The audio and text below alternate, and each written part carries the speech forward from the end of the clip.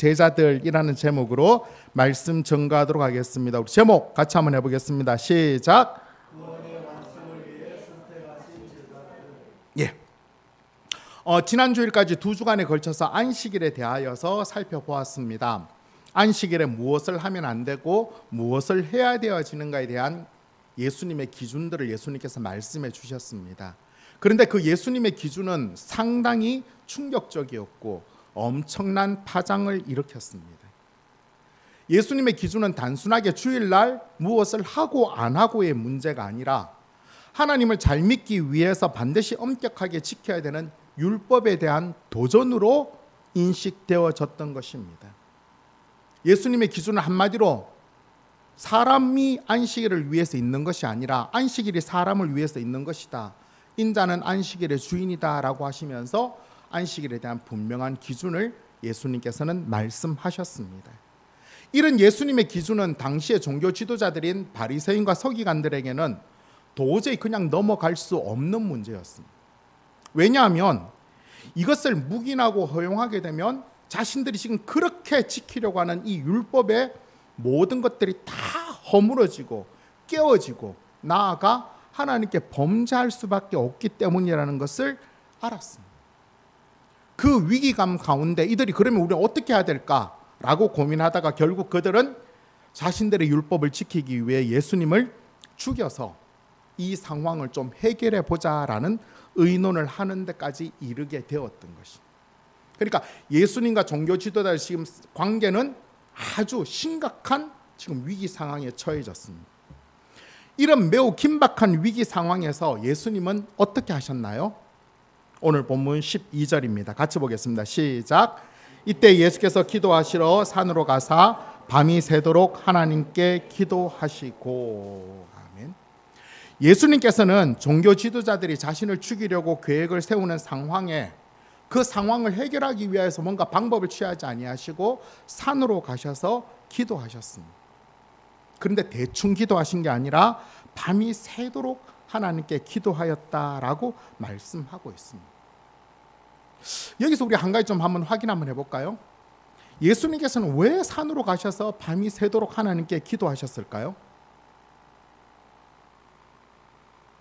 만약에 예수님께서 산으로 가셔서 밤이 새도록 하나님께 기도하지 않으셨다면, 이렇게 기도하지 않으셨다면 예수님께서 종교 지도자들의 그 위협 앞에서 두려움을 느끼기 때문에 그랬을까요? 아니면 예수님이 해야 될 일을 하지 못하기 때문에 그럴까요? 뭔가 큰 문제가 일어나기 때문에 그럴까요? 그렇지 않을 것입니다. 그렇다면 예수님께서 왜 이렇게 기도하셨을까? 이렇게 한번 생각해 보면 됩니다. 지금 겉으로 외적으로 드러나기엔 굉장히 위기 상황인데 예수님께서 느끼기에 지금 이 상황은 어떤 상황으로 느껴지실까요? 굉장히 좀 안타까운 상황이죠. 그렇죠? 왜냐하면 처음에 율법을 주신 것도 정말 하나님의 사람으로 잘 살게 하기 위해서 율법을 주셨는데 종교 지도자들이 그 율법을 엉뚱하게 해석해서 사람들에게 고통을 너무 주는 거예요. 그런데 사람들이 그 율법으로 인하여서 자유하고 평안을 누리는 게 아니라 너무 큰 고통 가운데 있는데, 근데 종교 지도자들을 보니까 이 문제가 해결될 것 같지가 않은 거예요. 마음이 너무 속상하고 너무 아프겠죠. 지금 예수님에게 필요한 건 뭐죠? 이 상한 마음이 위로받고 치료되어지는 것. 그러기 위해서 택한 예수님의 방법이 뭐였냐면 바로 기도였다는 것입니다. 기도는 우리가 잘 아는 듯이 하나님과 대화하는 것이고 하나님을 만나는 것이 기도입니다. 예수님께서 밤이 새도록 하나님께 기도하면서 예수님께서는 하나님을 그 속에서 만났고 하나님과 대화하면서 하나님이 어떤 분인가를 다시 한 번 더 온전하게 새롭게 관계를 형성한 것입니다.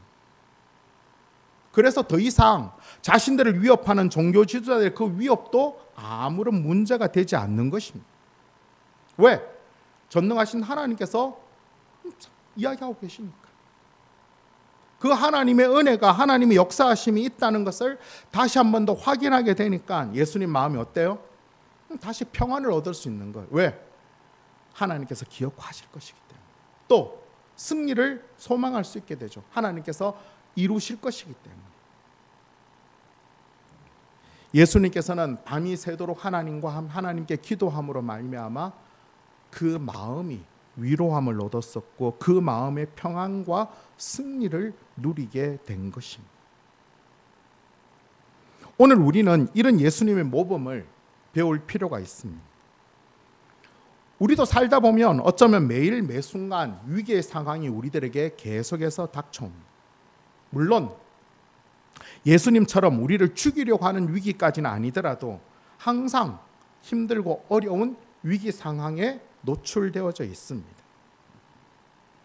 그래서 때로 속상하고 답답하고 억울하고 미칠 것 같고 그렇죠. 그럴 때 우리는 어떻게 해야 될까요?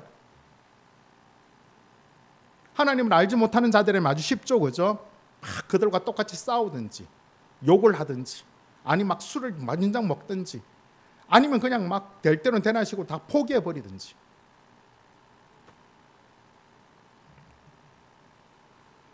하지만 우리는 하나님을 믿는 사람이기에 우리에게 주어지는 엄청난 분명한 해결 방법이 있습니다. 그것이 뭐죠? 그것은 바로 기도하는 것입니다.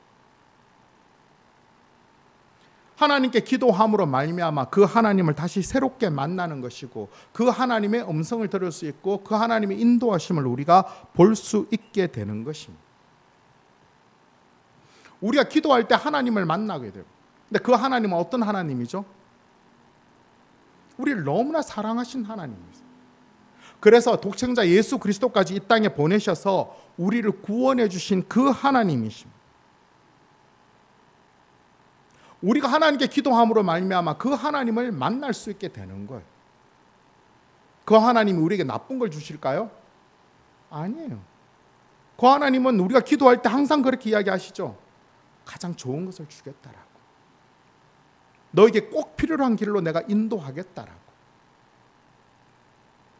우린 기도함으로 그 하나님의 음성을 들을 수 있고 우리는 기도함으로 그 하나님 주시는 평안을 누릴 수 있고 우리는 기도함으로 우리의 그 문제와 그 상황을 하나님께 맡겨 드릴 수 있게 되는 것입니다. 이것이 바로 예수님을 믿지 않는 자들은 결코 누릴 수 없는 예수 믿는 자들의 특권과 기쁨인 것입니다. 우리 잘 알고 있는 빌립보서 말씀 같이 한번 볼까요? 빌립보서 4장 4절부터 7절까지 우리 같이 읽겠습니다. 시작. 주 안에서 항상 기뻐하라. 내가 다시 말하노니 기뻐하라.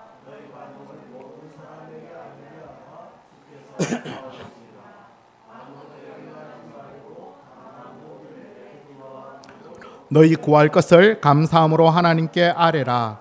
그리하면 모든 지각에 뛰어난 하나님의 평강이 그리스도 예수 안에서 너희 마음과 생각을 지키시리라. 아멘. 바울 사도는 빌립보 교회 성도들 향해 보낸 편지가 이 빌립보서인데 그 빌립보 교회 성도들 향하여서 마지막으로 간절히 원했던 말이 바로 주 안에서 기뻐하라. 항상 기뻐하라라고 강조하고 있는 것입니다. 그렇게 기쁨을 강조하고 있는 바울 사도의 지금 형편은 어떻죠? 감옥에 갇혀 있어. 감옥에 갇혀 있는 자가 그래도 밖에서 힘들지만 그래도 자유롭게 사는 자를 향하여서 야 항상 기뻐해 라고 하는 걸. 어떻게 바울 사도가 이렇게 편지를 쓸 수 있었을까요? 바울 사도는 항상 기도하는 삶을 살았기 때문입니다. 그의 삶 앞에 놓여진 많은 염려와 근심이 있겠죠, 그죠? 걱정거리가 있을 수 있겠죠, 그죠? 하지만 바울 사도는 그 염려와 근심과 걱정과 그 답답함과 그 억울함에 짓눌리지 않았어요. 그리고 뭐라고 이야기해요? 아무것도 염려하지 말고 오직 모든 일에 기도와 간구로 너희 구할 것을 감사함으로 하나님께 아뢰라 라고 이야기하고 있어요. 이렇게 말을 할 수 있다는 것은 바울 사도도 지금 그런 삶을 살고 있다는 거죠. 난 그렇게 살아보니까 감옥에 있어도 나는 기뻐. 그러니까 너희도 그렇게 하나님께 기도함으로 기쁜 삶을 살아 라고 강조하는 것입니다. 그렇게 기도하면 하나님께서 상황을 막 바꾸어 주실까요? 형편을 막 확 뒤집어 주실까요? 그럴 수도 있고 그러지 않을 수도 있어요. 왜? 그것은 하나님의 뜻과 계획과 인도 가운데 그럴 수도 있고 그렇지 않을 수도 있어요. 하지만 그것보다 더 중요한 건 뭐예요? 하나님께서 그 기도하는 자, 간구하는 자의 마음과 생각을 지키셔서 그 마음에 평안을 주신다는 거예요. 어떻게 지켜주신다는 걸까요? 야, 내가 전지전능해. 내가 다 알고 있어. 내가 알아서 해줄게. 날 믿어. 그렇게 말씀해 주신다는 것입니다. 그렇게 하나님 앞에 기도하고 그렇게 나아간다면 너희는 언제든지 기뻐할 수 있고 언제든지 그 속에 평안을 누릴 수 있게 될 것을 약속해 주셨던 것입니다. 우리가 이 땅에서 예수님을 믿으면서 우리에게 주어진 큰 은혜가 있죠. 그죠? 제일 큰 것은 뭐예요? 우리가 구원받았다는 거예요. 영원히 허물과 죄로 인해 죽을 지옥에서 고통당할 수밖에 없는 우리가 예수님을 믿음으로 말미암아 영원토록 하나님 나라의 하나님과 함께 왕노릇하며 살 수 있는 길이 열려졌어요. 근데 그것은 언제 확인이 되어져요? 죽고 난 다음에 확인되어지고, 그렇다면 이 땅에서는 뭐가 확인되어져요? 이 땅에서도 그런 하나님 나라 천국의 삶을 누리는 거예요. 어떻게? 기도함으로 그 전지전능하신 하나님이 우리와 함께 계시다는 것을 확인하는 것입니다. 그 은혜를, 그 특권을 우리들에게 주신 것입니다. 따라서 우리는 어떻게 해야 돼요? 예수 믿는 자로서 이걸 마음껏 써야죠. 써야지만 그 가치가 드러나고 그 뭐라고 해야 되나, 그 좋은 것들을 우리가 좀 누리며 살아갈 수 있는 거예요. 2025년 전반기를 어떻게 살아왔는지 우리가 알 수 없죠. 하지만 한번 잘 돌아봅시다. 참 힘들고 어려운 많은 시간들이 있었죠. 그죠? 하지만 이제 남은 건 이제 2025년 후반기의 삶이에요. 어떻게 살아갈까요? 똑같이 그렇게 지치고 답답해하고 억울해하며 그렇게 가려고 합니까? 아니면 우리가 믿고 있는 그 하나님으로 인하여서 항상 기뻐하고 평안과 승리를 계획하며 소망하며 그렇게 살아가기를 원하십니까? 그 능력이 우리에게 있지 않습니다. 우리의 능력은 우리가 믿고 있는 하나님이십니다. 전지전능하신 하나님을 온전히 믿고 그 하나님과 온전히 기도함으로 함께함으로 말미암아 어떤 상황, 어떤 형편에서든지 하나님께 주시는 그 평안과 그 기쁨을 넉넉히 누리며 살아가는 그런 저와 여러분 되시기를 간절히 바랍니다. 아멘. 그렇게 예수님께서는 밤이 새도록 기도하셨습니다. 기도하시고 난 다음에 뭔가 특별한 일을 하셨어요. 그 다음날 아침에 어떤 일을 하셨나요? 오늘 본문 13절부터 16절까지 우리 같이 읽겠습니다. 시작. 밝음에 그 제자들을 부르사 그 중에서 12를 택하여 사도라 칭하셨으니 곧 베드로라고다 이름을 주신 시몬과 그의 동생 안드레와 야고보와 요한과 빌립과 바돌로메와 마테와 도마와 알페오의 아들 야고보와 셀롯이라는 시몬과 야고보의 아들 유다와 예수를 파는 자 될 가룟 유다라. 지금 예수님이 놓여진 상황은 종교 지도자들과의 심각한 상황으로 인해서 언제 그들이 야신을 죽일지 모른다는 그런 위기 상황입니다. 이런 상황 예수님께서는 밤새도록 기도하시고 난 다음에 그 상황을 이겨낼 수 있는 방법을 찾으셨는데 그것이 뭐냐면 바로 12명의 사도를 선택하는 것입니다. 우리는 흔히들 이 12명을 제자다라고 많이 이야기하고 있는데 이 누가복음에서는 제자와 사도를 좀 구분해내고 있어요. 오늘 본문 13절에 보면 많은 제자들인데 그 중에 12명을 택하셔서 사도라고 부르셨다라고 말씀하고 있는 것입니다. 제자와 사도가 어떤 차이가 있는가? 성경에 같이 혼용해서 많이 사용하고 있는데 좀 그 의미를 좀 엄격하게 나눠보자면 제자라는 말의 원어는 마페테스라는 단어인데 이 제자는 주로 배우는 자, 가르침을 따르는 자라라는 의미가 사용될 때 제자라는 의미가 사용되어져요. 사도라는 말은 원어가 아포스톨로스이라는 말로 보냄을 받은 자, 사신, 정권 대사라는 의미를 가지고 있는 것입니다. 정확하게 어떻게 좀 구분되어지느냐, 누가복음에 이렇게 이야기하고 있는데 오늘 본문 17절 우리 같이 한번 읽겠습니다. 시작. 예수께서 그들과 함께 내려오사 평지에 서시니 그 제자의 많은 무리와 예수의 말씀도 듣고 병고침을 받으려고 유대 사방과 예루살렘과 두로와 시돈의 해안으로부터 온 많은 백성도 있더라. 예수님께서 그 전날 밤 기도하시러 산에 가실 때 아마도 많은 제자들이 예수님과 함께 따라간 것으로 보입니다. 그렇게 산에서 밤새도록 기도하신 이후에 예수님께서는 올라 같이 함께한 많은 제자들 중에서 12명을 선택하여서 사도로 딱 정해 주셨어요. 그리고는 산 정상에서 내려오셨을 때 그곳에는 많은 백성들이 있었습니다. 그들은 주로 어떤 자들이냐면 예수님의 말씀도 듣고 병 고침을 받기 위해 이스라엘 전 지역에서 모여든 자들이었어요. 좀 구분이 되시나 모르겠습니다. 쉽게 예를 들어보자면 예수님께서 공생의 사역을 시작하시자 예수님 주위에 많은 사람들이 모여들었어요. 어떤 자들이 주로 모여들었죠? 예수님이 공생을 시작하시면서 제일 먼저 하신 일이 뭐였죠? 네.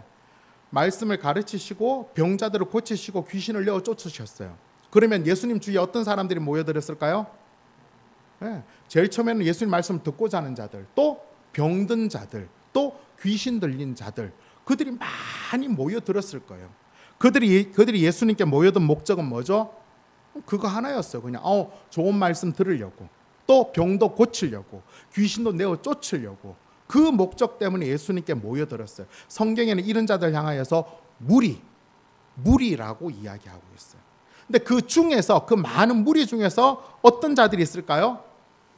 그냥 이렇게만 있어서는 안 되겠다. 내가 좀 더 예수님 말씀을 제대로 배워야 되겠다.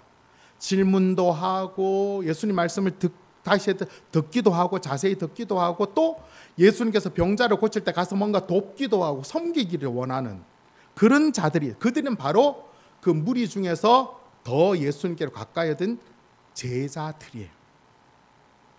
보통은 이렇게 무리와 제자로 나눌 수 있는데 오늘 본문에서는 예수님께서 그 제자들 중에서 특별히 어떤 특별한 사명을 위하여서 12명을 다시 뽑으셔서 그들을 사도다라고 말씀해 주신 것입니다. 그러니까 이 사도와 제자는 큰 무리라고 보고 그 제자의 무리 중에서 특별한 사명을 위해서 뽑힌 12명을 사도다라고 말씀하고 있다는 것으로 알면 이해가 쉬울 것입니다. 그러니까 엄격하게 나누자면 무리, 제자, 사도지만 보통은 무리와 제자로 둘로 나누면 볼 수 있는 것입니다. 자, 여기서 이제 중요한 것은 예수님께서 이 12명의 사도를 택하셨다라는 것입니다. 지금은 거의 뚜렷하게 말씀하고 있지 않으시지만 이들을 특별하게 12명을 뽑으신 이유가 뭘까요?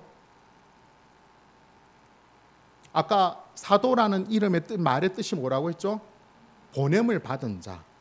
그러니까 그 사도도 제자 안에 들어갔죠, 그죠? 이들이 예수님에서 배우고 가르침을 받은 이후에 특별한 일을 위해서 보내기 위하여 선택한 12명이었어요. 무엇을 위해 보내졌을까요? 바로 예수님께서 십자가에서 돌아가신 이후에 예수님의 그 구원 사역을 완성하기 위하여서 세상으로 보내질 특별한 사람들이었던 것입니다. 그렇다면 오늘 우리가 자세하게 살펴보기 원하는 것은 예수님께서 십자가에 달려 돌아가신 이후에 예수님의 구원 사역을 완성하기 위하여서 뽑으신 이 12명의 사도입니다. 중요한 것은 우리가 지금 제자들에 대해서 자세하게 알지 못하지만 예수님께서 왜 이런 자들을 뽑으셨는가 하는 것입니다. 왜 이런 자들을, 왜 이 질문이 나오는가 하면 바로 이 12명의 배경 때문에 그래요. 이들을 자세하게 모르지만 크게 하나만 사건을 딱 자면 이 12명 중에 직업이 어부가 4명이에요. 어부가 4명. 어부를 폄하하는 것은 아니지만 이 잘 안 되죠, 그렇죠? 또 직업상 가장 큰 문제가 되는 사람이 누가 있어요? 여기에는 마태라고 나오는데 이 마태는 누가복음 5장에 살펴본 레위예요. 레위는 우리가 잘 알듯이 그는 직업이 세리였어요. 세리가 당시 이스라엘 백성들이 어떤 직업을 받았는지 충분히 우리는 살펴보았습니다. 딴 거 다 차치하더라도 이 직업 하나만으로도 과연 이들을 데리고 무엇을 할 수 있을까? 뭐 변변하게 할 수 있는 것 아무것도 없는 그런 변변찮은 사람들이에요. 그렇다면 예수님께서 이들이 누군지 정확하게 잘 모르고 대충 뽑으셨을까요? 그렇지 않아요. 예수님께서 이들을 뽑으실 때 얼마나 공을 들이셨어요? 산에 가서 밤새도록 기도하시면서 하나님께 묻고 기도하시면서 뽑으신 사람이 이 12명이에요. 그래서 더 궁금해질 수밖에 없죠, 그죠? 예수님은 왜 이런 자들을 뽑으셨을까? 우리가 이 질문을 정확하게 알기 위해서는 우리가 반대로 질문을 해보면 좋을까요? 자, 예수님께서 십자가에 달려 돌아가신 이후에 나는 하늘 올라갈 거기 때문에 그 다음에 사역을 이을 자들을 뽑기 위해서 사도를 택했어요. 자, 그렇다면 예수님께서 나중에 그 구원 사역을 완성하기 위해서 제자들을 뽑아야 한다면 어떤 제자들을 뽑아야 제대로 뽑을까요? 여러분 생각이 어떠세요? 어떤 자들이 뽑혀지면 예수님이 이 정도 뽑으면 그래도 할만하겠네라는 사람이 될까요?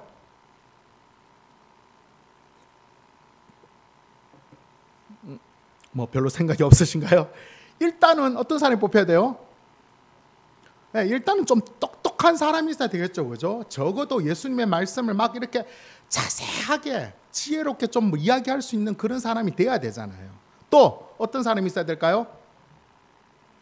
뭐 돈도 좀 있어야 되겠죠, 그죠? 맨땅에 뭘 할 수 없잖아요. 돈도 좀 있어야 되고 또 잘생겨야 되겠죠. 인기도 좀 많아야 될 거예요. 또 권력도 좀 있어야 되겠죠. 리더십도 있는 사람이 좀 필요하겠죠, 그죠? 그래서 소위 어떤 자들이 만들면 좋아요? 어벤져스급들이 세워지면 어때요? 예수님이 12명을 뽑았는데 대단해요. 한 명은 세고의 최고 학벌을 갖고 있고 한 명은 IQ가 250이에요. 한 명은 재산이 한 100조쯤 돼요. 한 명은 그때 당시에 이스라엘 최고 권력을 갖고 있는 사람이에요. 이런 자들을 12명 뽑았다고 생각해 보세요. 사람들이 그 12명을 바라볼 때 어땠을까요? 흐뭇했겠죠, 그죠? 저런 사람쯤 되면 뭐가 되겠구나. 예수님이 돌아가셔도 뭔가 그 다음에 그 사역들이 뭐가 제대로 만들어지겠구나라고 생각해 볼 여지가 생기죠.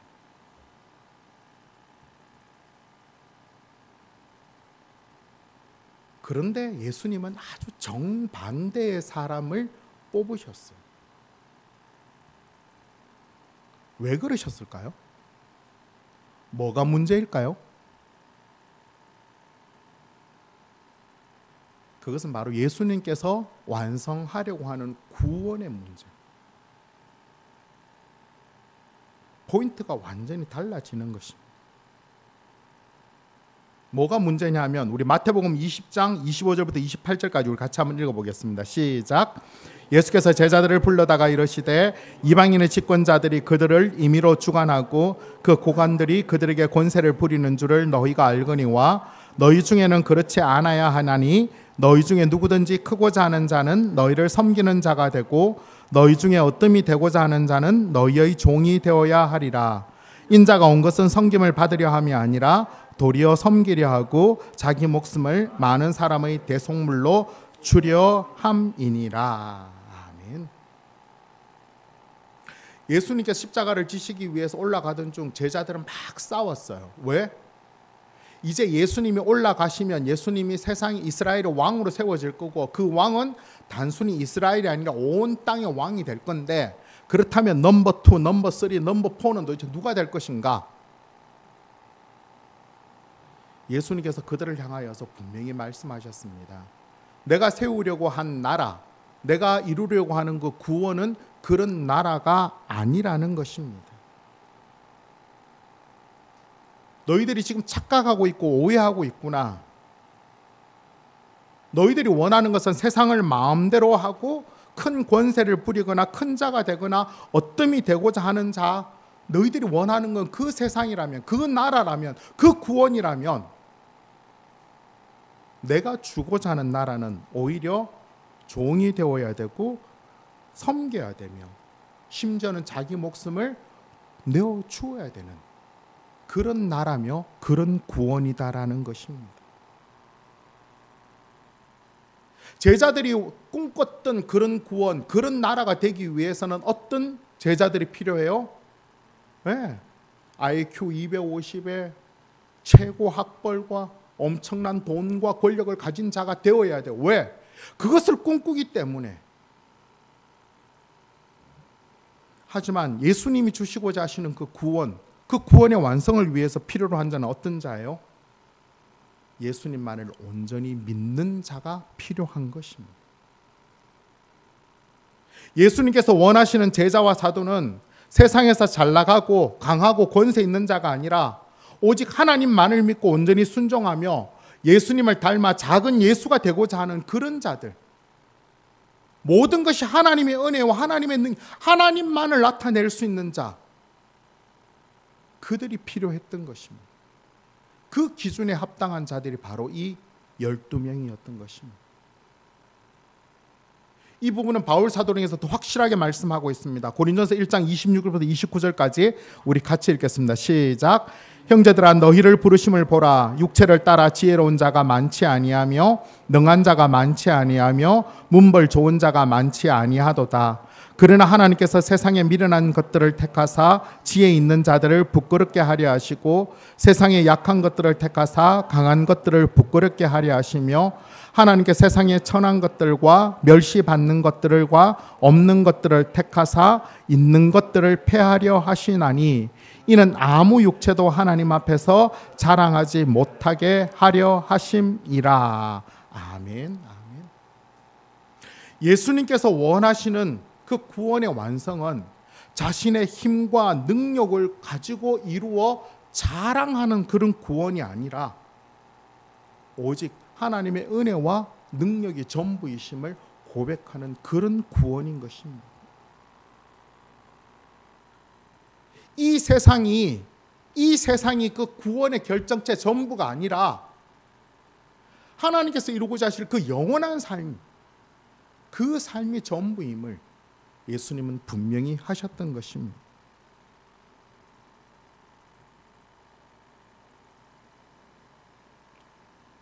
예수님께서는 우리를 구원하여 주시고 오늘 우리 또한 예수님의 제자와 사도로 우리를 부르셨고 우리를 보내셨습니다.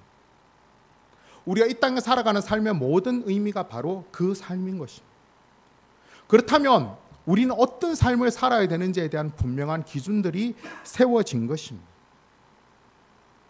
우리가 더 강해지고 더 능력 있고 더 힘이 있어서 이 세상 가운데 나를 나타내기 위함이 아니라 세상의 기준으로 볼 때 미련하고 약하고 천하고 멸시받지만 그러나 우리가 믿는 그 하나님 때문에 그 하나님으로 인하여서 참된 기쁨과 평안과 승리를 나타내는 삶, 그것이 바로 우리가 드러내는 삶이고 그것이 우리가 바로 살아야 될 삶의 길인 것입니다.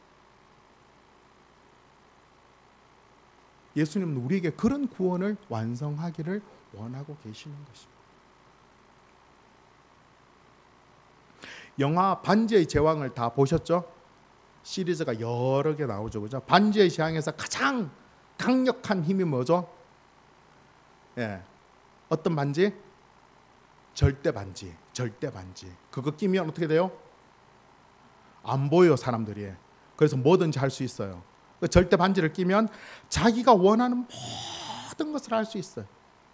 근데 그게 절대 악의 권한이. 그 악이 세상을 지배해버리면 세상은 너무나 완벽한 지옥이 될 것 같아서 그 악의 결정체인 절대 반지를 없애는 게 이 반지의 제왕이 영화입니다. 그런데 참 묘한 것은 그 절대 반지를 없애기 위하여서 사람들을 뽑아요. 그 절대 반지를 없애기 위해서 반지 원정대를 뽑는데 그 반지 원정대는 어떤 사람이 가서 그 절대 반지를 없앨 수 있겠어요? 그 영화에서는 능력 있는 요정 종족, 막 날아다니고 뭐 화살 쏘면 백발백중이고 막 이런 요정 종족이 아니었어요. 엄청난 힘을 갖고 있던 난쟁이 종족도 아니었어요. 무술 능력이 뛰어난 인간들도 아니었어요. 마법의 능력을 갖고 있는 마법사도 아니었어요. 그 절대 반지를 없앨 수 있게 선택되어진 딱 한 명의 사람, 그는 누구냐 하면 바로 호빗 종족의 프로도와 샘이라는 자였습니다. 이 호빗 종족이라는 것은 키가 정말 작고 힘도 정말 없고 아는 것도 정말 없는 그런 종족이에요. 그런데 온 세상은 이 호빗 종족에게 절대 반지를 없애라고 그들의 손에 절대 반지를 맡겨둬.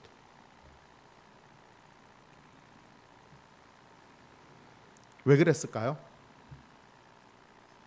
그들에게는 아무것도 없었지만 오직 하나 뭐예요? 이 악이 없어져야 되겠다는 그 신념 하나, 그 반지를 통하여서 자기가 원하는 그 세상을 자기가 누려봐야 되겠다는 그 욕심이 없는 것, 그것 하나가 전부였기에 그에게 그 사명을 맡겼던 것입니다. 물론 중간중간 유혹도 받았지만 기어코 그 유혹을 이겨내고 그 절대 반지를 없애버립니다. 오늘 이 땅에서 예수님을 믿고 구원을 받아 예수님께서 이루신 구원의 완성을 위해 선택된 우리들의 사명도 마찬가지예요. 예수님께서 우리들에게 원하시는 사명이 뭘까요? 이 세상 가운데 하나님이 어떤 분이심을 나타내기를 원하세요. 하나님이 어떤 분이세요? 창조주이시며 참신이시며 구원받기 위해서는 오직 예수님만을 믿어야 되며 하나님 말씀만이 진정한 삶의 길이고 진리라는 것을 나타내기를 원하세요. 그 일을 위해서 예수님의 제자가 선택되어져야 된다면 어떤 자가 선택되어야 될까요? 하바도 좀 나오고 능력 있고 권세 있고 잘생기고 인기 많고, 물론 이런 자들도 필요하겠죠. 하지만 하나님께서 원하시는 한 기준은 오직 하나님만이 전부가 되어지는, 예수님만을 온전하게 믿는 바로 그 사람, 그 사람을 원하고 계시는 것입니다. 오늘 우리의 모습이 어떻습니까? 우리가 세상을 살아봐다 보면, 세상 가운데 하나님의 사람으로 살다 보면 참 기죽을 때가 좀 많이 있죠. 좀 더 능력이 많고 좀 더 가진 게 많고 좀 더 할 수 있는 게 많으면 더 많은 일들을 할 수 있을 것 같은 그런 생각 때문에 답답할 때도 있고 억울해할 때도 있어요. 하지만 오늘 예수님께 선택하신 제자들의 모습을 보면서 오늘 우리들의 삶을 다시 한 번 더 생각해 봅시다. 예수님께서는 이렇게 능력 없는 우리를 구원하셔서 우리에게 그 사명을 주신 것을 후회하고 계실까요? 야, 내가 너를 위하여서 십자가에까지 죽었는데 너희는 도대체 뭘 하고 있어? 그렇게 무기력하게, 그렇게 나약하게 그냥 앉아 있기만 할 거야? 라고 매일마다 책망하실까요? 우리를 보고 실망이 하실까요? 그렇지 않을 것입니다. 우리가 연약할수록, 부족할수록 예수님은 더 우리를 위해 기도하시며 날마다 새 힘으로 우리를 지켜주시며 우리들에게 격려해 주시며 세워주십니다. 그래, 다시 시작해보자. 그냥 너는 날 믿기만 하면 돼. 나를 바라보고 나와 같이 걸어가자라고 그렇게 말씀하시는 것입니다. 이제 다시 새로운 마음으로 예수님을 믿고 새로운 예수님의 제자로서 우리가 우리의 삶을 살아갈 수 있기를 바랍니다. 부족하고 연약한 우리의 모습 안에서 낙심하고 좌절하고 한계 속에서 갇히지 말고 우리를 선택하시고 우리를 새롭게 하신 그 예수님을 믿고 그분의 온전하심을 믿고 더욱 예수님이 기뻐하시는 예수님의 그 구원의 완성을 위하여서 예수님과 함께 동행하는 그런 저와 여러분 우리가 되시기를 간절히 바랍니다. 아멘. 말씀 맺도록 하겠습니다. 오늘 설교 제목이 기억나십니까? 뭐죠? 선택하신 제자들. 예수님께서는 많은 제자들 가운데 12명의 사도를 선택하셨습니다. 그들을 통하여 장차 십자가에 달려 돌아가신 이후에 이 땅에서 예수님께서 원하시는 그 구원의 완성을 위해서 그들을 선택하셨습니다. 대충 선택하신 것이 아니라 산에 가셔서 밤이 새도록 하나님께 기도하시면서 이들을 택하셨습니다. 그런데 우리가 언뜻 보면 왜 이들일까라는 생각이 듭니다. 근데 하나만 더 생각해 볼까요? 누가가 이 누가복음을 기록했을 때 이미 예수님은 돌아가신 후죠, 그죠? 돌아가신 이후에 예수님의 그 뽑으신 12명의 사도가 세상 구석구석에서 막 활동을 하고 있어요. 그런데 어떤 사람이 이 누가복음을 보면서 이 12명이 누구인지를 읽게 됐어요. 그 사람들이 이 예수님께서 선택한 12명의 사람들의 이름을 보면서는 어떤 생각을 했을까요? 우리처럼 뭐야? 어부가 4명? 세리가 1명? 뭐야? 이들을 가지고 뭘 할까? 그들도 이렇게 생각했을까요? 아니겠죠. 그들은 어떤 생각했을까요? 오, 역시 탁월한 선택이시구만. 할만해. 베드로. 마태. 옛날에 그렇게 오던 저 사람 와. 뭐가 문제였어요?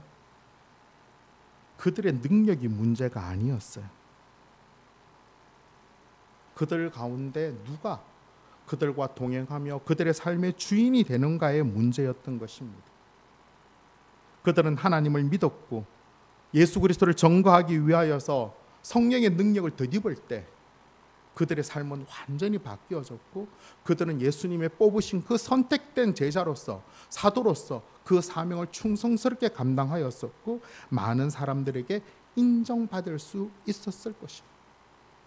오늘 우리들도 마찬가지입니다. 예수님께서는 십자가에 죽으시면서까지 우리를 구원해 주셨습니다. 그리고 우리를 제자 삼으시며 또한 우리 삶을 통하여서 예수님이 어떤 분이신가를 이 땅에 나타내며 예수님께서 이루고자 하시는 온 열방을 향한 구원의 삶이 완성되어지기를 원하신 것입니다. 우리가 보잘것없다고 낙심하지 맙시다. 우리가 믿고 있는 하나님은 전지전능하신 하나님이십니다. 우리가 기도함으로 항상 하나님과 동행하며 우리 안에 계시는 성령님의 능력을 덧입을 때 우리는 우리의 사명들을 잘 감당할 수 있게 되는 것입니다. 지금 우리의 열매가 없다고 낙심할 필요가 없습니다. 오늘 아침에 묵상 본문이 지금 요한계시록 7교회를 나오는데 그 중에 빌라델비아 교회였어요. 그 교회는 많은 성도도 없었을 거예요. 많은 핍박을 받아 힘들었을 거예요. 하지만 예수님 그 교회를 칭찬하셨습니다. 적은 능력을 가지고도 인내의 말씀을 지켰다라고. 책망이 없는 교회로 인정되어졌어요. 그 열매와 그 다음의 성과는 그것은 하나님께서 이루어 가시는 것이고 우리가 해야 될 일은 뭐죠? 한순간 한순간 하나님만을 믿으며 예수님과 함께 동행하며 한 걸음 한 걸음 제자로서의 사명을 살아가는 것입니다. 우리를 보는 게 아니라 하나님을 보면서 그렇게 살 때 예수님께서 우리를 보시면서 뭐라고 할까요? 그래, 내가 잘 선택했지. 그래, 내가 잘 선택했어. 그렇게 하실 것입니다. 언젠가 예수님을 만나게 될 때 예수님 우리를 향하여서 그래, 내가 정말 널 정확하게 보고 찍었어. 예수님 입가에 기쁜 웃음을 줄 수 있는 그런 믿음의 삶을 사는 그런 저와 여러분 우리 모두 되시기를 예수님의 이름으로 축원합니다. 아멘. 오늘 우리